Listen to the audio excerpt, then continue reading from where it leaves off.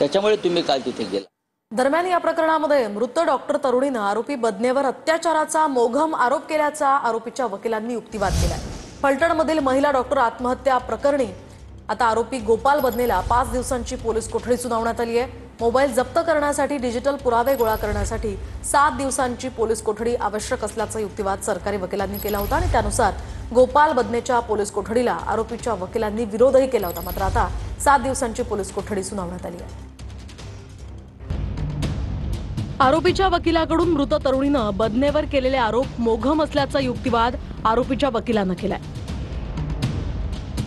आरोपी गोपाल बदनेच्या वतीनं राहुल धायगुडे यांनी कोर्टात युक्तिवाद केला। गोपाल बदनेचा या प्रकरणात कोणताच दोष नाही, त्याला यात गोवण्याचा प्रयत्न केला जातोय असं आरोपीचे वकील म्हणाले।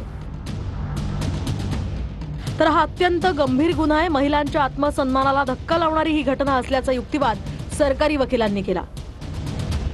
यासह मोबाईल भेटण्यासाठी आरोपीची 7 दिवसांची पोलीस कोठडी आवश्यक असल्याचंही सरकारी वकील म्हणाले। प्रशांत बनकर आणि मृत डॉक्टर तरुणीचं लग्न करण्यावरून वाद सुरू होते असा युक्तिवाद आरोपीच्या वकिलांनी केला।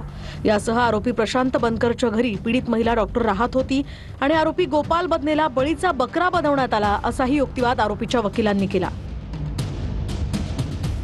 यासह सुसाईड नोटवर शंका घेणं हा आरोपीच्या वकिलांचा चुकीचा मुद्दा आहे असं सरकारी वकिलांनी म्हटलं। या युक्तिवादानंतर न्यायालयानं आरोपी बदनेला 5 दिवसांची पोलीस कोठडी सुनावली आहे।